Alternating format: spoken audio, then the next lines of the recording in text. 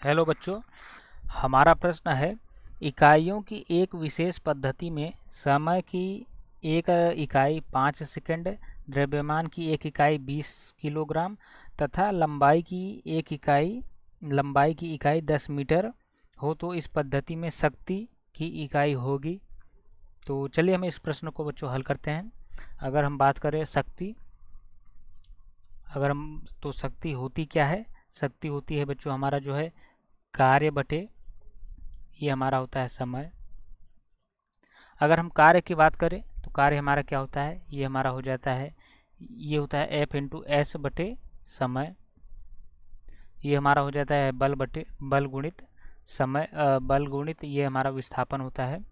तो अगर हम बात करें F को हम क्या लिख सकते हैं? F को हम लिख सकते हैं m इंटू ए मास इंटू एक्सिलरेशन यानी द्रव्यमान गुणित त्वरण, और ये हमारा s बटे समय।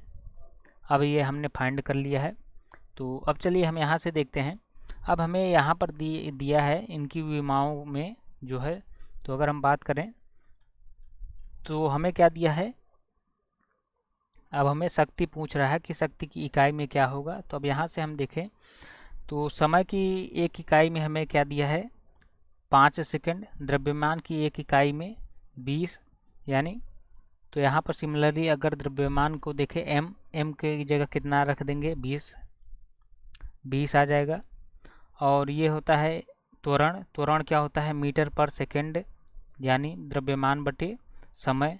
तो यहाँ से अगर हम देखें तो ये हमारा हो जाएगा, और द्रव्यमान में कितना चेंज आ रहा है?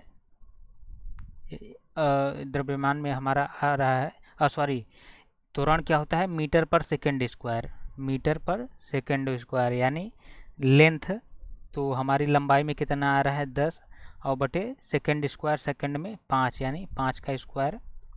और ये हमारी कितनी है? लेंथ लंबाई है, तो इसका हो जाएगा 10। अब सिमिलरली यहाँ पर समय क्या है? समय में कितना दिया है? 5। तो यहाँ से हम देखें तो अभी हम इसको सॉल्व करें तो ये हमारा हो जाएगा 20 गुणित 10 बटे 5 गुणित 5 स्क्वायर। तो जब हम इसको सॉल्व करेंगे तो ये हमारा हो जाएगा 5 दूनी 10। तो ये 20 धम्मा, अगर देखें 20 दूना 40, तो 20 धम्मा 200 और 25 से हम डिवाइड करेंगे तो 25 अट्ठे 200 यानी 8 दूना 16, यानी ये इसको जब हम सॉल्व करेंगे तो हमारा 16 वाट आएगा। यानी इसका जो आंसर होगा, आंसर जो है option number A correct answer है। Thank you.